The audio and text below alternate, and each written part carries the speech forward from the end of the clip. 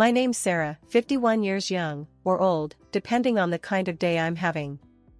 If you're expecting a tale of whimsy or a life that's been anything but ordinary, you might as well grab a seat because it's been one heck of a ride. Let's start with the heart of my world, Emily. My girl, my everything. Raising her on my lonesome wasn't part of the dream, you know? Her dad decided a fresh start was in order, across the globe, no less, leaving us high and dry. That man swapped us out like last season's wardrobe, and before I knew it, he had himself a shiny new family. So, there it was, just me and Em against the world. My days? They blurred into one long shift, juggling jobs like a circus act. The diner by day, the bar by night, and on good days, a bit of cleaning work squeezed in between. Sleep was a luxury, a fleeting visitor between shifts. But seeing Emily smile, hearing her laugh, that was the real paycheck. But Em, bless her, she's 23 and still figuring out life's big puzzle. Jobs? She's had more than a few, but none stuck. It's the boss, Ma, he's a real piece of work. Or, I can't deal with customers, they're all insane. Excuses as colorful as a painter's palette. Each job ended with her back on our couch, phone in one hand, remote in the other. And me? I just couldn't stay mad at her. It's alright, Em. Something better will come along, I'd say, hiding the worry gnawing at my gut. Because that's what you do when you love someone, you wear the world's troubles so they don't have to. One particularly rough day, after a double shift that had me more bone than flesh, I came home to find Emily sprawled on the sofa, a mess of job application forms scattered around like confetti. Hey, Ma, she greeted without looking up, her attention glued to the TV screen. Hey, kiddo. Anything bite today? I asked, shedding my coat and the weight of the day. She shrugged, a gesture I knew all too well. Nah, it's all crap. Why bother? They don't want to pay a living wage anyway. I sighed, a mix of exhaustion and frustration brewing. Em, we talked about this. You gotta start somewhere, right? Can't be picky in times like these. Whatever, Ma. It's easy for you to say. You're used to busting your back for peanuts, she fired back, her words sharp like a knife. That stung. Not gonna lie. But anger? It never had a place in our home. I bit back the retort simmering on my tongue and instead, forced a smile. Maybe so, kiddo. But those peanuts kept a roof over our heads and food on the table. Someday, you'll understand that. Emily rolled her eyes, the universal sign of young adult disdain. Sure, Ma. I'm hitting the sack. Night. Watching her disappear into her room, a part of me ached. Ached for her to see the world not as an adversary, but as a challenge to be met head-on. Yet, there I was, picking up the scattered forms, tidying up the living remnants of her latest defeat. The thing about life is, just when you think you've got it all figured out, it throws you a curveball. And not the kind you can hit out of the park. No, I'm talking about the kind that hits you square in the chest and leaves you gasping for air. That's exactly what happened the day Emily decided to drop her little bombshell. It was a Tuesday, not that it matters, but I remember because Tuesdays were meatloaf nights. I was in the kitchen, elbows deep in ground beef, when Emily waltzed in, her face all lit up like a Christmas tree. Behind her trailed Alex, a guy I'd seen maybe once or twice before. I didn't have anything against him, but let's just say he wouldn't be my first pick for a son-in-law. Not that I was thinking about that kind of stuff, until I had to. Ma, guess what? Emily chirped, bouncing on her heels. I glanced over, eyebrow raised. You finally decided to clean your room? She rolled her eyes, a grin spreading across her face. Funny, Ma. No, better. Alex and I got married. You know that feeling when your heart skips a beat? Yeah, mine skipped, tripped, and fell flat on its face. Married? I echoed, my voice sounding like it belonged to someone else. Alex stepped forward, a sheepish smile plastered on his face. Yeah, Mrs. S., we eloped last weekend. Surprise? Surprise was an understatement. I felt like I'd been sucker punched. Eloped? I repeated, still processing. And you're just telling me now? Emily's excitement dimmed a bit, replaced by a defensive edge. I knew you'd react like this, Ma. That's why we didn't tell you before. But it's done. And we're happy, aren't we, Alex? Alex nodded, slipping an arm around her. Yeah, totally happy. I put down the mixing spoon, wiping my hands on my apron. This was a conversation that needed my full attention. And where, pray tell, do you plan on living? I asked, already dreading the answer. Well, here, Emily said, as if it was the most obvious thing in the world. With you, Ma. Where else? Where else indeed? I took a deep breath, trying to tamp down the rising tide of frustration. Emily, honey, you're married now. Don't you think it's time you, I don't know, started your own life? Somewhere that's not here? Her face fell. Ma, you know we can't afford that. Alex's job doesn't pay much, and I'm still looking. Looking. Right.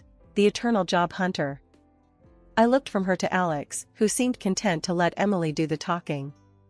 Something about the set of his jaw irked me, the way he seemed to assume this was all fine and dandy. Look. I started, trying to keep my voice even. I love you, Emily. You know I do. But this isn't what I wanted for you. For either of us. Emily's response was swift and sharp. What, Ma? You didn't want me to be happy? Is that it?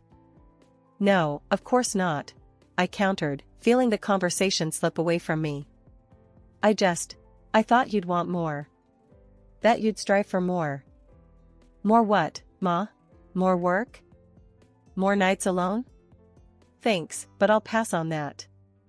The conversation spiraled from there, each word more heated than the last.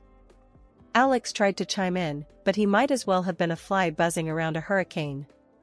This was between me and my daughter, and it was clear neither of us was going to budge. In the end, we called a truce, but the air remained thick with unsaid things. Alex moved in the next day, his belongings taking up space in a home that suddenly felt too small. I retreated into myself, wondering where I'd gone wrong, how my little girl had grown so far from the dreams I'd had for her. The day I found out about the cancer was the day my world flipped on its head. I'd been feeling off for a while, but cancer? That word felt like a freight train hitting me at full speed. The doctor was gentle about it, but the words still stung. It's treatable, he said. But you'll need to focus on your health, maybe even take some time off work. Work. My lifeline, the thing that kept us afloat all these years, and now I was being told to step back from it. I headed home, the weight of the diagnosis crushing me. The house was quiet when I got in, too quiet. Emily was in her room, probably lost in her phone, and Alex was Alex, doing whatever it was that he did. I needed them, needed their support, so I called them both to the living room. Guys, we need to talk, I started, my voice trembling despite my best efforts to sound strong. Emily looked up, her eyes wide. What's up, Ma? You look like hell. I sighed, not sure how to say the words. I've got cancer, I blurted out, the words feeling alien and heavy on my tongue. There was a moment of silence, and then Emily's face changed, but not in the way I'd hoped. Cancer? But, what does that mean, for, us? Her question caught me off guard. Well, it means I'll be going through treatment, and I had to quit my job to focus on getting better. The room went cold. Alex, who'd been silent until now, finally spoke up. Quit your job? How are we supposed to live, then? My job barely covers my stuff. I stared at them, disbelief washing over me. This was their concern? Not my health, not the battle I was about to face, but their comfort? Emily chimed in, her tone sharp. Yeah, Ma, how could you not think about us? What are we supposed to do now?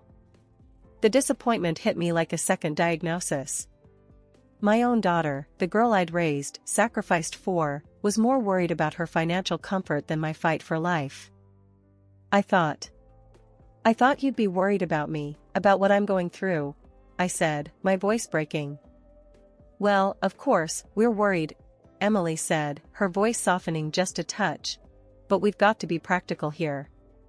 You can't just quit and expect everything to be okay." Alex nodded in agreement. "Yeah, it's not just about you anymore. We've got to think about the future." The future. Their future apparently didn't include the possibility of me not being in it. I realized then what I'd done, or rather, what I hadn't done. I'd raised a daughter who saw me not as a person fighting for her life, but as a means to an end, a financial safety net. After weeks of harsh treatments, the hospital finally sent me home. I was a shell of my former self, hollowed out by radiation and chemotherapy, clinging to the hope that within the familiar walls of my home, I might find some solace, some shred of normalcy. But what greeted me was far from the support and care I had envisioned. The air at home had shifted, it was thick with tension, heavy with unspoken resentments. My daughter, Emily, and her husband, Alex, had taken to treating me more like an inconvenient guest than family. Their patience wore thin at the slightest provocation, their words sharp and cutting. One day, trying to make myself a cup of tea, my hands betrayed me, trembling from the weakness that had become my constant companion. The mug slipped, shattering on the floor with a sound that seemed to echo my own fragility. The crash brought Emily storming into the kitchen. "Seriously, Ma? Can't you do anything right? Look at this mess." Her words were like daggers, and I stood there, mute, the shards of the broken mug mirroring the pieces of my heart. "I'm sorry, Em. I didn't mean to." My apology was cut short by Alex's voice, barely a whisper yet loud enough to carry his disdain. "How tired you are, you sick old woman." Their words, sharp and unforgiving, were a far cry from the care I had hoped for, the love I thought we shared. Each day was a battle, not against the cancer that ravaged my body, but against the coldness that had taken root in my own home. I moved through the days and a days, my every action, every sound, seemingly an annoyance to them. Asking for help became an exercise in humiliation. "Em, could you help me up?" I'd ask, reaching out for support. The response was always the same, a huff of irritation, a reminder of her own priorities. "And so there are plenty of things to do, and you too," she'd snap, leaving me to fend for myself. Night after night, I cried myself to sleep, the sound of my sobs a solitary lament in the silence of the house. I was a burden, a nuisance in my own home, my presence an unwelcome reminder of the fragility of life. Due to constant stress, my health deteriorated, and I was admitted to the room again.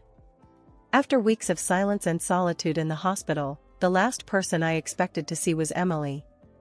Her visits had become as rare as a cool breeze in a heat wave, and yet, there she was, standing at the foot of my hospital bed, looking every bit as uncomfortable as I felt surprised.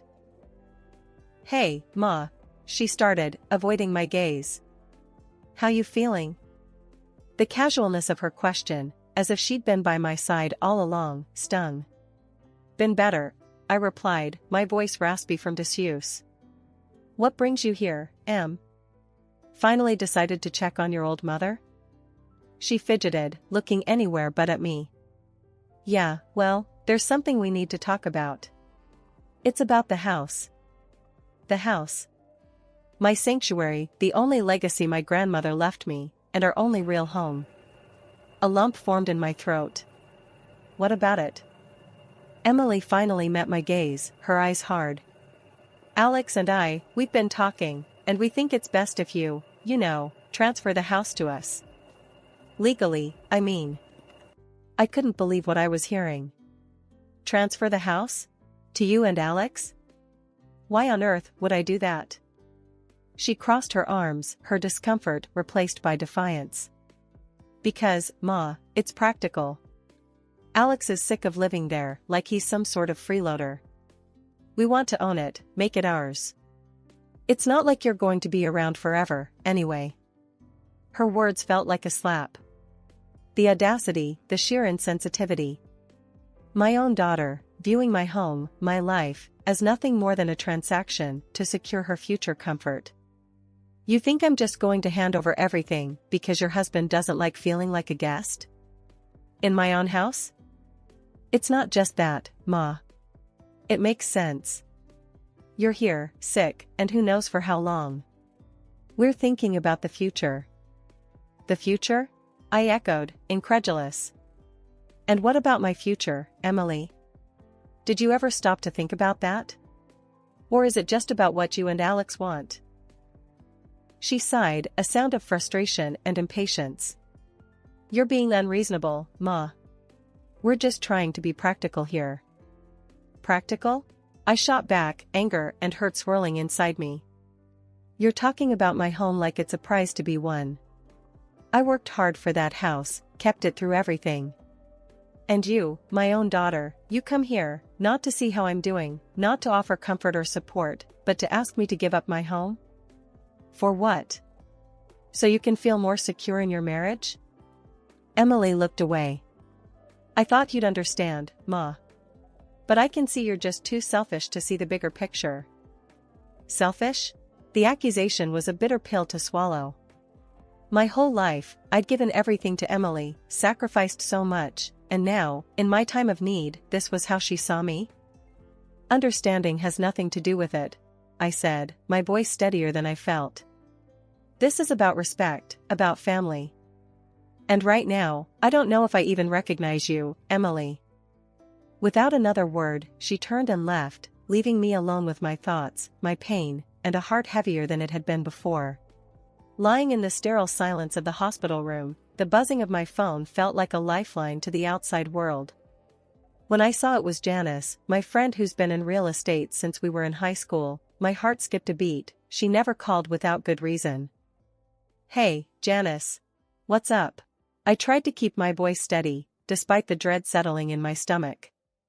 Sarah, I don't know how to say this, but I was at the office today, and I saw a listing. It's your house, Sarah. Emily and that husband of hers are trying to sell it. The room spun. What? That can't be right. My house? Are you sure? As sure as I'm standing here. I thought it was a mistake, but I checked the documents myself. They've forged your signature, Sarah. It's listed under their names now.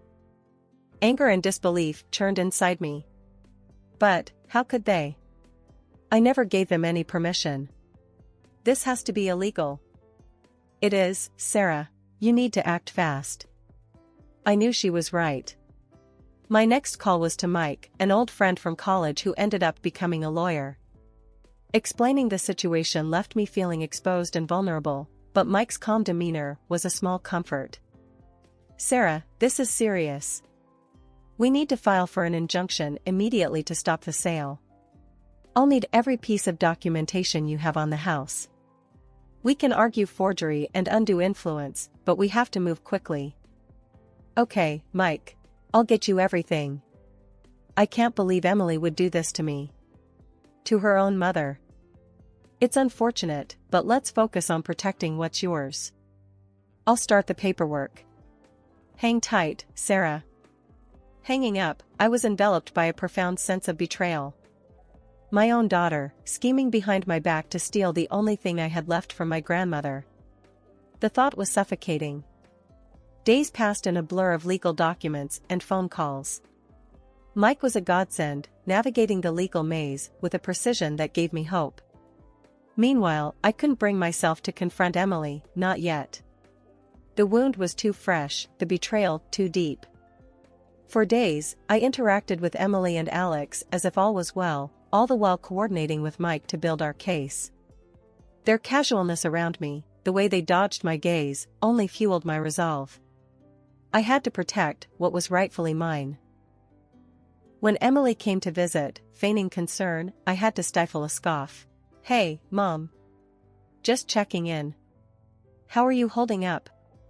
Her words were hollow, and I played along. I've been better, Em. But I'm hanging in there. How's things at home? I prodded, curious if she'd slip up. Good, good. Alex and I are just, keeping busy. The evasion in her voice was palpable. The conversation danced around the elephant in the room, both of us playing our parts in a twisted performance. After she left, I couldn't help but feel a pang of sorrow for the relationship we once had. But this betrayal? It was a line crossed, and there was no turning back.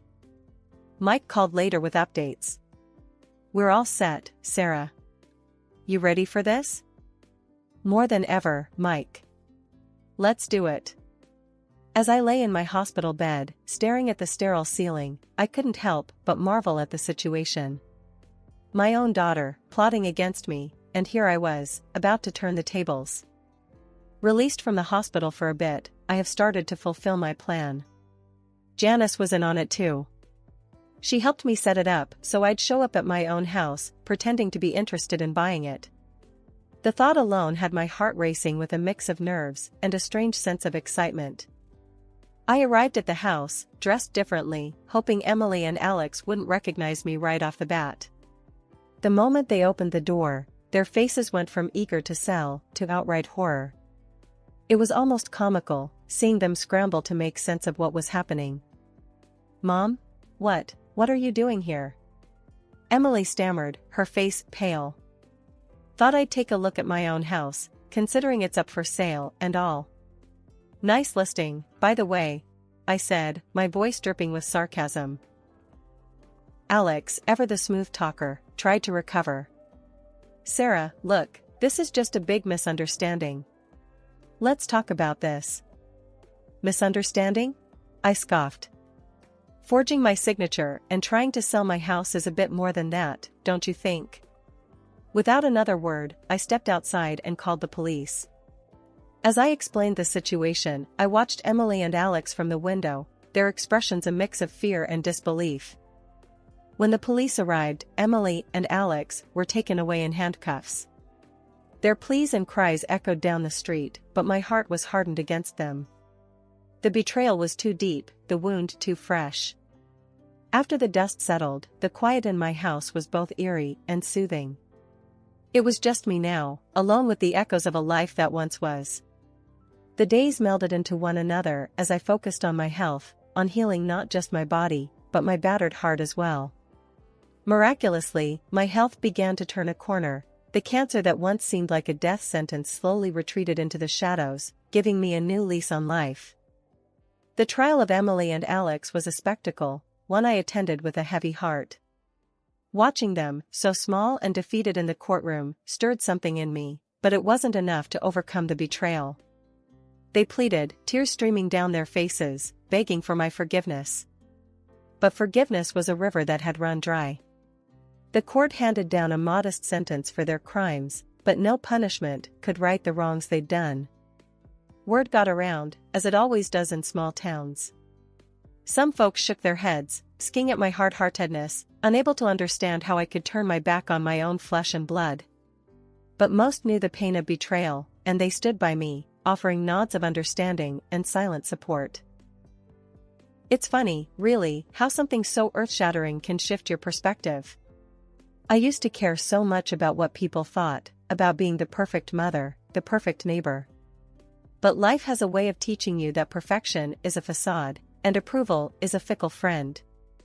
One afternoon, as I sat on my porch, basking in the solitude, Janice stopped by, her presence a welcome break in the monotony. "Sarah, you're looking better every day," she said, taking the seat beside me. I smiled, a genuine smile that reached deep into my weary soul. "Feeling it, too.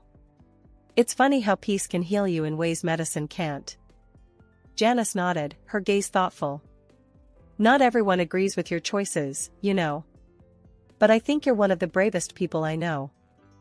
I let out a chuckle, a sound tinged with sadness and wisdom born of pain. "Brave? No, I wouldn't say that. Just tired. Tired of bending until I break. Now, I'm just living for me, and if that's brave, then so be it." Janice squeezed my hand, a silent show of solidarity. "Living for yourself is all any of us can do, Sarah. And for what it's worth, I think you're doing a damn fine job at it." As she left, her words lingered in the air like a benediction. I turned my face to the sky, letting the warmth of the sun seep into my bones. For the first time in a long time, I felt a spark of something like hope, like joy. So, I live. I live for the quiet mornings and the peaceful nights. I live for the friends who stood by me and for the strength I found in solitude. I live with the knowledge that not everyone will understand my journey, and that's okay. Because at the end of the day, it's my journey, and mine alone. Hola, suscríbete a Historias Vitales para no perderte nuevas historias. Mi esposa había estado trabajando en su proyecto especial durante 4 meses ahora. No era su proyecto personal, pero ella era la persona principal y responsable de su éxito. El proyecto estaba diseñado para salvar a su empresa, Bixler Enterprises. Los últimos 4 meses habían sido difíciles porque se vio obligada a trabajar duro. Era importante tanto para ella como para la empresa.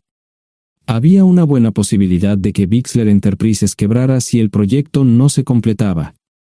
Sara tenía una licenciatura de Albrecht y un MBA de Wharton. Era la más inteligente de la familia. Yo empecé a trabajar como mecánico de autos justo después de la secundaria y después de 21 años seguía siendo mecánico de autos. No me importaba porque me gustaba el trabajo y pagaba bien. Era suficiente para pagar la universidad de Sara y criar a 2 hijos. No vivíamos lujosamente, pero estábamos bien. Los niños ya se habían mudado, y las cosas iban bastante bien con nuestros ingresos. Sara quedó embarazada 3 meses después de casarnos a la edad de 18 años. Durante los primeros años de nuestro matrimonio, vivimos con mis padres. Ellos tenían una gran casa vacía ya que 4 de mis hermanos se habían mudado. Eso significaba que teníamos una niñera mientras Sara completaba sus primeros años de universidad. Debido a 2 embarazos, la carrera de 4 años le llevó 6 años completarla. Fue difícil, pero lo logró. Siempre tuve trabajo y nunca me faltó trabajo extra si lo necesitaba. Después de que Sara se graduó de Wharton, alquilamos nuestro propio lugar. Tuvo ofertas de trabajo de varias empresas grandes, pero todas requerían que nos mudáramos. A mí no me importaba, pero Sara quería quedarse cerca de casa. Por eso decidió trabajar en Bixler Enterprises. Pagaba bien, pero lo más importante, le daba responsabilidad y la oportunidad de avanzar. Sara era una empleada trabajadora y dedicada. La presentación es el jueves en el Hotel Thyssen en Filadelfia. Tomé unos días libres en el trabajo para ayudarla según fuera necesario. Al final, todo lo que logré fue hacerle algo de comer cuando llegaba a casa. No sabía nada sobre su trabajo, ni tampoco quería saber, los negocios corporativos de alto nivel me aburrían. Empresarios de Europa, Asia y América del Sur venían aquí, la empresa pagaba sus boletos de avión y proporcionaba habitaciones en el Hotel Thyssen mientras estaban aquí. Era caro como el infierno, y por algunas cosas que Sara había dicho, la empresa estaba sobreestimando sus finanzas. Su presentación era importante para ella, para la empresa y para más de 200 empleados. Hasta el martes por la noche, todo iba bien. Sara llegó a casa con un traje nuevo, un traje gris con una blusa blanca. Desplegó todo lo que necesitaba en la cama de la habitación de invitados. Cuando se trataba de la limpieza de la casa, ella era normal, pero cuando se trataba del trabajo, era meticulosa. No entendía por qué necesitaba sacar su ropa interior de lujo, pero no dije nada. Además de su traje para la presentación, tenía varios vestidos de cóctel lindos para eventos sociales antes y después del evento. Siempre había evitado tales eventos, pero me sentía obligado a ir con ella si ella quería que lo hiciera. Me agradeció la oferta, pero dijo que no era necesario. Todos los materiales y equipos que necesitaba estaban guardados ordenadamente en el maletero de su Volvo. Antes de salir del trabajo, ella misma conducía el coche para asegurarse de que todo estuviera en perfectas condiciones. Tenía todo el día miércoles para prepararse y toda la noche del miércoles para socializar con sus invitados. Sara era tan buena en lo que hacía que sentía que habría sido mejor si simplemente me hubiera mantenido alejado de ella. Finalmente, había terminado. lo había revisado y vuelto a revisar todo. Todo lo que necesitaba ahora era una ducha caliente y una buena noche de sueño. Supongo que mi error fue que empecé a revisar sus cosas después de que Sara comenzara a ducharse. Pensé que estaba ayudando, pero resultó ser lo contrario. Estaba moviendo cosas en la cama cuando un pequeño sobre blanco cayó del bolsillo lateral de su bolso de maquillaje. Una carta de una farmacia, pero no del tipo que solemos usar. Dentro había 10 pastillas. No tenía idea de qué era, Pren, y las instrucciones eran confusas. Si es necesario, tomar una pastilla y luego una segunda pastilla 12 horas después. Pensé que podría ser algo que ella había conseguido para la ansiedad o los nervios, pero las instrucciones no tenían sentido. La receta estaba escrita a su nombre el lunes. Volví a poner el sobre en su lugar mientras ella terminaba de ducharse. Decidí que quería saber más sobre Pren antes de contarle sobre ello. Por supuesto, si lo mencionaba, significaría que estaba revisando sus cosas. Odio los dilemas. Mientras Sara se preparaba para dormir, fui a nuestro ordenador doméstico y busqué. 10 minutos después, me uní a mi esposa bajo las sábanas. Pasé toda la noche despierto, preguntándome por qué mi esposa había recogido una receta para la píldora del día después, especialmente después de que me hicieran una vasectomía hace 10 años. A la mañana siguiente, me levanté temprano, pero no estaba descansado. Di un largo paseo, esperando que despejara mi mente. Me dirigí hacia casa con reticencia, temiendo lo que podría hacer o decir cuando llegara allí. Mi hijo Joe se unió a la Marina después de la escuela secundaria y estaba en su primer año en San Diego. Nuestra hija Gloria se casó con su amor de la infancia el año pasado y acababa de mudarse a Dallas. Eso dejaba solo a Sara y a mí. Echaba de menos a los niños, pero esperaba envejecer con mi esposa. Ella era la única mujer que me había interesado, y ahora todo estaba. Si Sara estaba teniendo una aventura, lo ocultaba bien. Por supuesto, nunca la vigilé. Nunca miré sus correos electrónicos o llamadas telefónicas. No tenía razones para hacerlo. No tenía forma de saber qué estaba haciendo en el trabajo o después del trabajo. Confiaba en ella completamente. Ion, ¿dónde demonios has estado? ¿Quieres huevos o algo? No, solo café. No me sentía con muchas ganas de hablar. ¿Qué pasa, cariño? Solo son 3 días. Puedes venir si quieres, pero te aburrirás como una ostra. No, realmente no quiero ir, pero odio dejarte sola. Me preocupo cuando no estás aquí. Es muy dulce, querido, pero estará bien.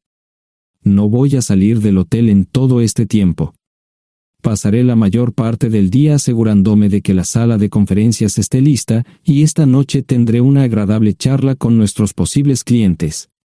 Mañana, probablemente ni siquiera tendré la oportunidad de ir al baño.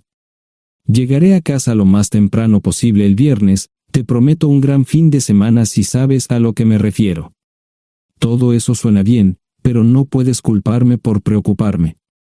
Soy un mecánico de autos, y tengo una esposa hermosa y exitosa. A veces tengo la sensación de que estás menos interesada en mejorar nuestra situación familiar que en avanzar en tu carrera. Detente, maldita sea, Ion. Siempre he respetado lo que haces para ganarte la vida y nunca he insinuado lo contrario. Criaste a 2 grandes niños y me pusiste a través de la universidad. Eres un gran esposo, un gran padre y un buen proveedor, y nunca olvides eso. Terminé mi café mientras ella recogía la mesa. ¿Quieres que te llame? No, no es una buena idea. Tendré el móvil apagado, y voy a apagar el teléfono de la habitación por la noche para poder dormir. Te llamaré siempre que pueda. La ayudé a cargar el coche, era tan meticulosa con eso como con todo lo demás. Trabajando, le llevaría 3 horas llegar al Hotel Dicen.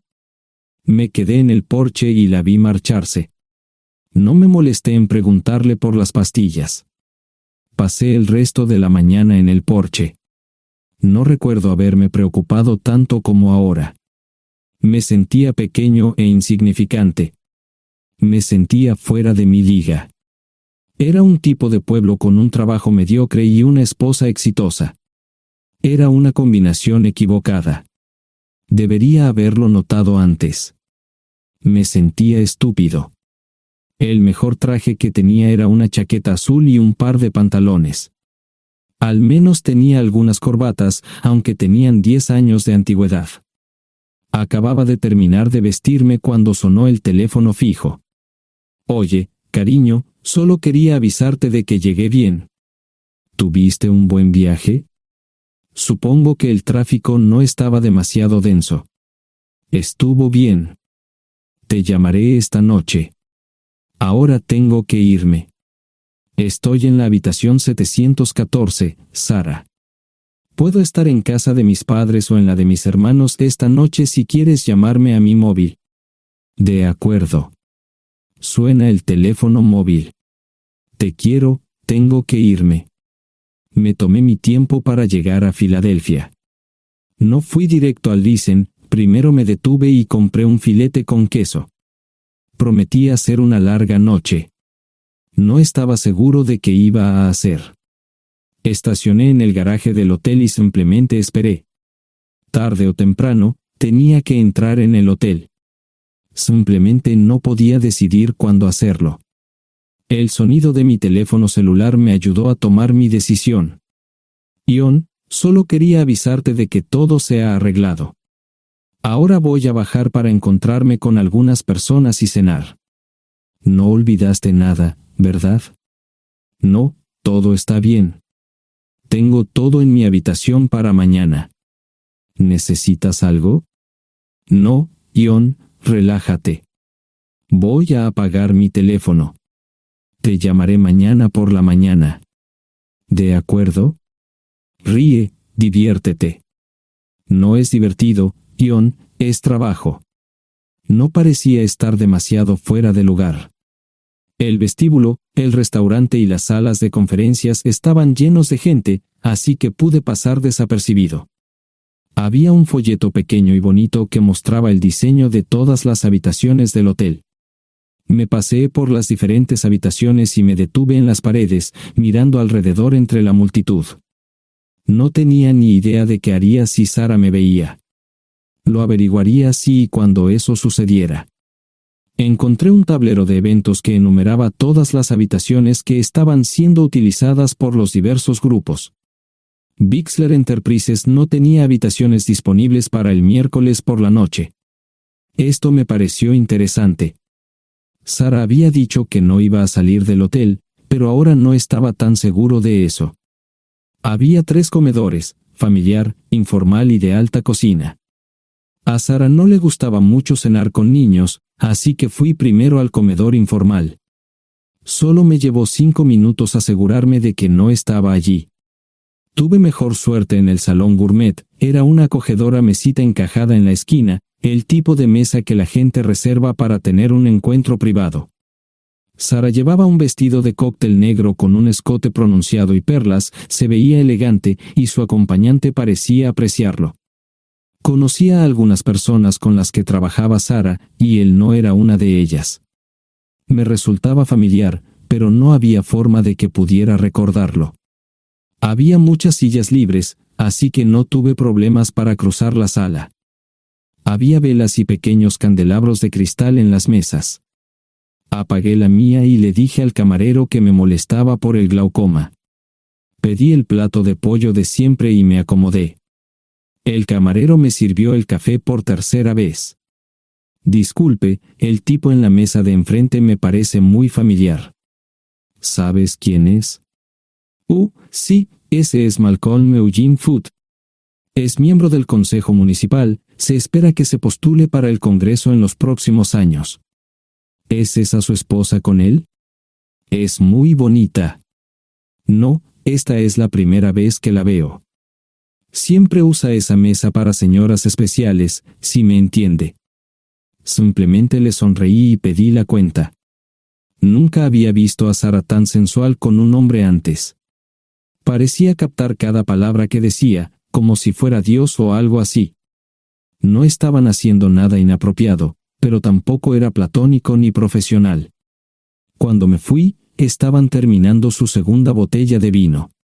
Ahora entendía por qué se había llevado su lencería elegante.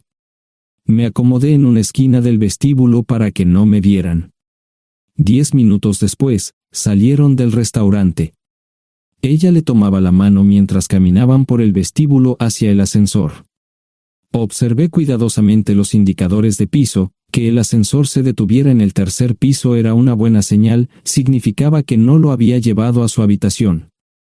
Era una mala señal cuando el ascensor no llegaba al séptimo piso, significaba que ella fue a su habitación. Por si acaso me equivocaba en algo, me senté en el vestíbulo y observé el ascensor durante 1 hora. La gente entraba y salía, pero Sara no estaba entre ellos. Saqué mi maleta vacía del coche y me dirigí al mostrador de recepción. Aunque podía demostrar que era su esposo, me costó trabajo conseguir una tarjeta llave.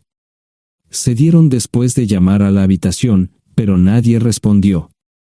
Finalmente, estaba en camino a la habitación 714 con la tarjeta llave. Ni siquiera encendí las luces al principio, simplemente me senté en la oscuridad de la habitación durante más de 1 hora. No fue difícil asegurarme de que no regresara a la habitación. Primero, empacé todas sus ropas y pertenencias personales. No dejé nada atrás. Revisé el paquete de Preven, todavía quedaban 10 pastillas en el tocador. De manera muy ordenada, estaban todos los artículos que necesitaría para su presentación al día siguiente. Comencé a llenar la maleta. Había 24 carpetas promocionales especialmente encuadernadas y otras 20 carpetas regulares, todas ellas fueron a la maleta.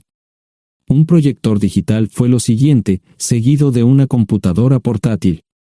Tomé su bolso y su celular, que había dejado en la habitación. Todo lo que tenía consigo era un bolso de mano y probablemente un tubo de lápiz labial. Di una vuelta por la habitación tan cuidadosamente como lo hizo ella para asegurarme de no perder nada. Una vez satisfecho, dejé las llaves del coche y mi anillo de bodas en el tocador. Aparte de esos 2 objetos, la habitación estaba completamente vacía. El ascensor se dirigió directamente al estacionamiento, no tuve problemas para llevar 2 maletas, y 20 minutos después, estaba en la autopista rumbo al norte. Pasaban las 3 de la madrugada, no tenía idea de que había pasado tanto tiempo. 1 hora o 2 después, sonó mi teléfono celular, la identificación de llamadas mostraba el número del Listen. ¿Ion? Sí, ¿dónde estás? Estaré en casa pronto. Eso fue todo lo que dije. Hubo silencio en el otro extremo de la línea. Los vendedores tienen un viejo dicho, el primero que habla pierde. Pareció una eternidad antes de que ella hablara. Ion, lo siento. No preguntó nada y simplemente colgó. Apagué mi teléfono, era obvio que había regresado a su habitación. Más tarde ese día, tenía que dar una presentación que salvaría a su empresa y le daría un ascenso. Metí las maletas en el desván del garaje. Sara nunca iba allí y nunca pensó en buscar algo allí. Por supuesto, en este punto, estoy bastante seguro de que no importaba. Primero, recogí todas mis ropas y pertenencias personales. La mayoría de los hombres tienen sus propias herramientas, generalmente es un requisito para el trabajo. Pasé por la tienda, cargué las mías en el Subaru y recogí mi último cheque de pago. Para entonces, los bancos ya estaban abiertos, no tuve que hacer ninguna manipulación financiera complicada. Simplemente retiré todo el dinero de mis cuentas. Almorcé en Hagerstown, Maryland. Tenía suficiente dinero para vivir durante unos años, pero sabía que estaría buscando trabajo muy pronto. Sara y yo éramos parecidos en eso de que a ambos nos encantaba trabajar. La voy a extrañar. Pasé un par de horas en las cuevas del Uray y alquilé una habitación cerca de Whitewell. No tenía idea de qué iba a hacer. Era sábado, y me encontré sentado en el acuario de Chattanooga, observando la naturaleza que nunca había visto antes. Pasé unas horas simplemente relajándome y decidí que era un buen lugar para estar. Compré un pase anual para el acuario y, para la hora de la cena, tenía un lugar donde quedarme. Era un remolque móvil en el parque, pero estaba amueblado y era económico. No necesitaba mucho. La primera cosa que haría el lunes por la mañana sería conseguir un trabajo. Un buen hombre de mantenimiento siempre puede conseguir un trabajo, especialmente si está dispuesto a trabajar duro. Podría permanecer discreto hasta que fuera el momento de renovar mi licencia de conducir o las etiquetas del coche, me preocuparé por eso cuando llegue el momento. El domingo por la tarde, llamé a Gloria. Me sentí obligado a informarle sobre lo que estaba sucediendo, pero Sara ya se lo había contado. Fue bastante franca con Gloria sobre lo que había pasado, dijo que había engañado, que la sorprendí, que me fui y que ella perdió su trabajo. Me sentí mal porque ella perdió su trabajo, pero ese era el precio que tenía que pagar. Le pedí a Gloria que le dijera a Josh lo que estaba sucediendo la próxima vez que hablara con él. También le dije que la llamaría aproximadamente una vez al mes para verificar cómo iban las cosas. No le dije dónde estaba. Para el mediodía del día siguiente, tenía un trabajo. En realidad, estaba a poca distancia del parque de remolques, con el Waffle House a mitad de camino. ¿Qué más podría querer un hombre? No sé cómo manejaron el papeleo, pero me estaban pagando $20 por hora sin hacer preguntas. Estaba feliz, y ellos también. Ni siquiera tendría que tocar el dinero que traje conmigo. Unos 2 meses después, Gloria me informó que Sara se había mudado de la casa y estaba viviendo con sus padres.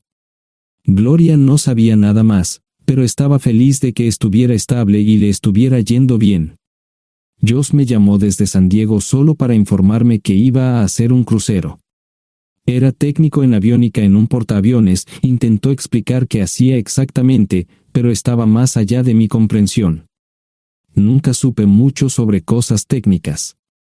Ambos tuvieron cuidado de no decir nada malo sobre su madre, aprecié eso. Después de eso, todo siguió como siempre. Comencé a hablar con Gloria al menos semanalmente, Josh y yo comenzamos a enviar correos electrónicos regularmente. Gloria hablaba regularmente con Sara, pero decía muy poco sobre lo que estaba haciendo o dónde estaba. Nunca presenté la solicitud de divorcio, y parece que Sara tampoco lo hizo. Tengo una licencia de conducir de Tennessee y las etiquetas en el Subaru. Comencé a frecuentar un bar local un par de veces al mes y tuve encuentros casuales, 2 mujeres se alternaban como mis compañeras nocturnas regulares. No buscaban compromisos, y yo tampoco, parecía funcionar bien para todos nosotros. La vida era buena. Eso fue hace mucho tiempo, y gradualmente olvidé a Sara. Con el tiempo, el Subaru comenzó a darme problemas, había olvidado cuánto tiempo había pasado. Tenía más de 200,000 millas. Estaba reflexionando sobre esto con una jarra de cerveza un día cuando me di cuenta de que habían pasado casi 5 años desde que me fui de casa. Mantuve un contacto cercano con ambos hijos, Gloria ya tenía 2 hijos propios en este momento y quería que los visitara. Josh casi se casó con una mujer tailandesa, pero en el último momento, se negó. Por lo general, trabajaba 6 días a la semana y usaba el domingo para recuperarme del sábado por la noche, no había ninguna buena razón para que alguien llamara a la puerta de mi remolque a las 6 de la mañana de un viernes. Su grosería fue recompensada por un hombre medio desnudo abriendo la puerta, los calzoncillos del día son repugnantes, y la dama en la puerta, juzgando por la expresión en su rostro, estuvo de acuerdo conmigo. Ella apartó la mirada, pero su compañero no parecía impresionado. Norm habría usado pantalones, pero en un momento como este, los invitados me molestaron. Estamos buscando a John Terrell. No los conozco. Me llamo David Simmons, y esta es mi esposa Mara. Tenemos un problema y esperamos que nos puedas ayudar. Lo siento mucho, no trabajo a altas horas de la noche. Si necesitan algo relacionado con su auto, tendrán que ir a la tienda. Esto provocó varias miradas en blanco y finalmente una respuesta. No tiene nada que ver con tu trabajo, es más un problema personal. ¿Podemos entrar? El interior del remolque lucía desordenado, rara vez tenía invitados, así que rara vez lo limpiaba. Incluso mis novias insistían en que fuéramos a su lugar. Hagan como en su casa, déjenme ponerme los pantalones enseguida. Al entrar en el dormitorio, dejé la puerta abierta solo para mostrarles lo hospitalario que soy. También me puse una camisa. ¿Les gustaría tomar café? Solo tomará unos 10 minutos. Aparté algunas cosas del sofá para que pudieran sentarse. No hubo respuesta a la pregunta del café. Tenemos una hija adoptiva de 4 años y otra de 2 que necesita un trasplante de médula ósea, y esperamos que nos puedas ayudar. Estamos dispuestos a pagarte si es necesario. ¿Con mi médula ósea? No, queremos usarla y estamos dispuestos a compensarte por cualquier inconveniente. Creo que quieren comprarla. Estaba actuando como un listillo, y de repente me di cuenta de ello. Estas personas eran serias, tenían un problema real y estaban buscando ayuda. Lo siento mucho, no quise interrumpir. Por favor, continúen. Nuestra mejor oportunidad de encontrar un donante es un familiar cercano. Eres nuestra mejor esperanza. Mira esto. No quiero ser un grosero, pero creo que se equivocaron de persona. ¿Cuándo nació su hija? Cumplirá 5 años en julio. Marche Simons habló por primera vez, y sonó sincera. Odio ser el portador de malas noticias, pero me hice una vasectomía hace 15 años. No hay forma de que pueda ser su padre. ¿Por qué tu nombre estaba en el certificado de nacimiento? No puedo responder eso, tal vez deberían preguntarle a su madre.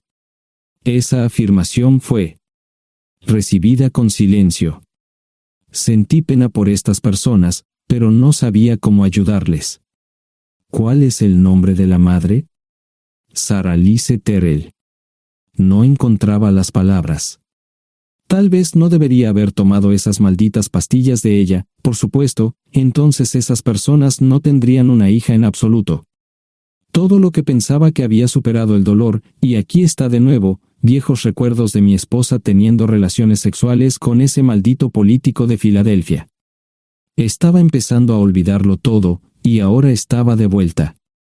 Maldita sea. Ahora entiendo y pido disculpas por mi grosería e insensibilidad. Haré todo lo que esté en mi poder para ayudarles. En primer lugar, porque no puede Sara hacerse un trasplante de médula ósea. Médicamente, no puede. ¿Por qué no? Es madre, tiene que ser una donante adecuada. Ella es una donante adecuada, pero está demasiado enferma. Los médicos se negaron siquiera a considerar utilizarla. ¿Enferma de qué? Está muriendo de insuficiencia hepática. Le quedan menos de 6 meses de vida. Esto no tiene sentido. Siempre ha estado perfectamente sana. Además, no creo que un hígado enfermo le impida donar médula ósea. El hospital no aceptará su firma en el formulario de consentimiento. ¿Estás diciendo que hay algo mal en su cabeza? Ambos me miraron en silencio, sabían la respuesta, pero no querían decirlo. En ese momento, no quería que se sintieran aún más incómodos.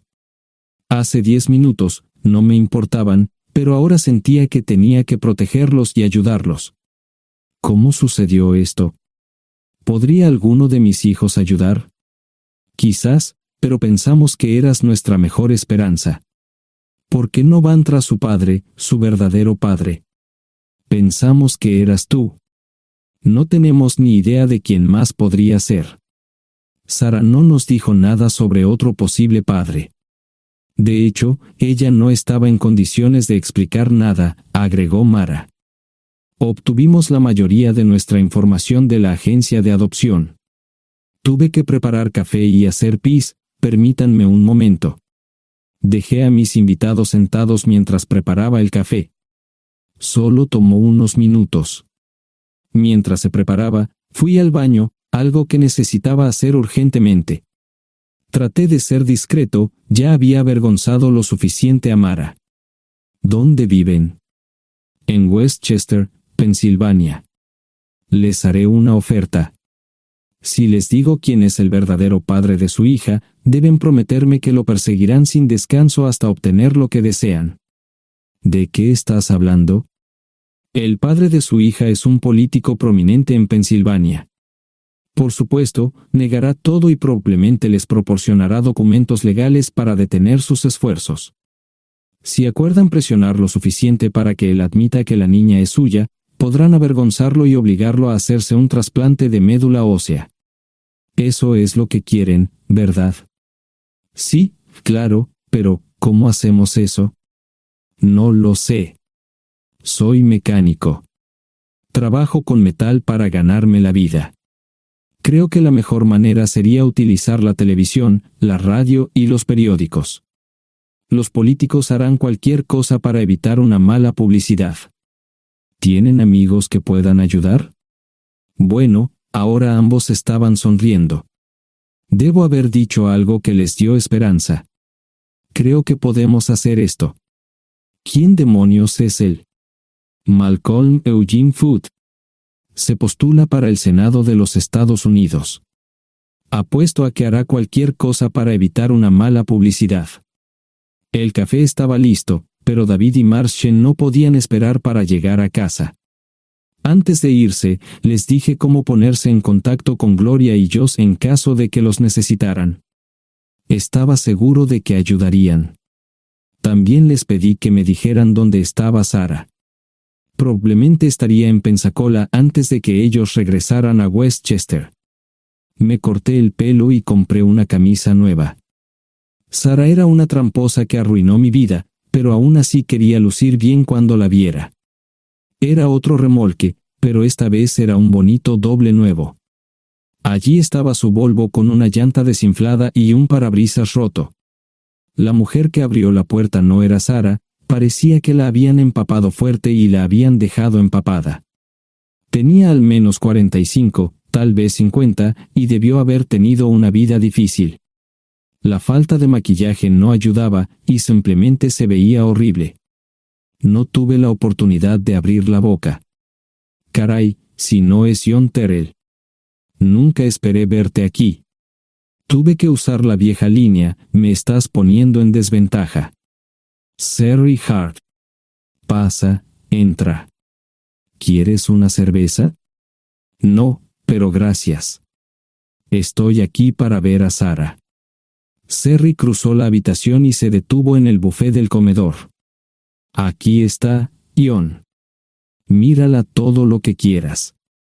Su mano señalaba una urna de latón que estaba en el centro del buffet vacío.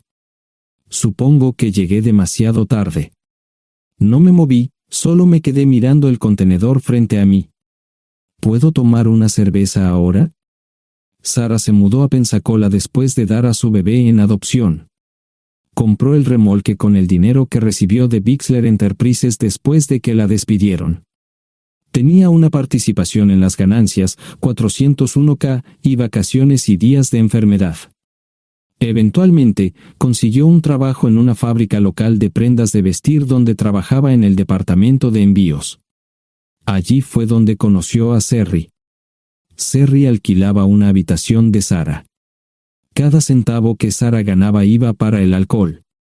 Empezó con vino y gradualmente pasó a bebidas más fuertes, las más baratas. Eventualmente, perdió su trabajo debido a su alcoholismo y se vio obligada a usar sus ahorros. Nunca salió con nadie ni salió a ningún lado. Sherry se quedó con ella, pagó sus servicios públicos y compró alimentos que Sarah no comía. Le llevó más de 3 años quitarse la vida. Increíblemente, ella tenía un testamento y me dejó un doble remolque y un Volvo. Sherry explicó que Sarah estaba tan angustiada por lo que había hecho que simplemente se rindió. No intentó evitar el embarazo ni siquiera terminarlo. La adopción se había arreglado meses antes de que naciera el bebé. Nunca volvió a trabajar, excepto en los trabajos clandestinos que hacía mal. Sherry dijo que Sarah no parecía tener ambición ni propósito en la vida. Sarah hablaba mucho de mí pero tenía miedo de intentar contactarme. Gloria le dio mi número, pero nunca me llamó. Era como si su aventura de una noche la hubiera lastimado más a ella que a mí. Estuve allí durante 2 semanas y luego vendí el remolque de Serry por $1 y obtuve $3,000 por el Volvo. 2 días después, estaba en Westchester visitando a mis nuevos amigos David y Marche. Malcolm Eugene Foote resistió al principio, pero David y Marche lo presionaron hasta que cedió. Insistió en pruebas de ADN, que demostraron que era el padre. Para salvar la cara, más o menos lo obligaron a someterse a un trasplante de médula ósea, que fue exitoso. La carrera política y la vida familiar de Malcolm no dejaron una impresión favorable. Su caída en las encuestas fue tan rápida que el partido lo reemplazó por otro candidato unos meses antes de las elecciones. Su esposa solicitó el divorcio y fue muy pública al respecto. Sarah y yo estamos viajando ahora a Dallas para ver a Gloria y a mis nietos. No sé cuánto tiempo mantendré a Sarah conmigo, probablemente hasta que tenga a alguien.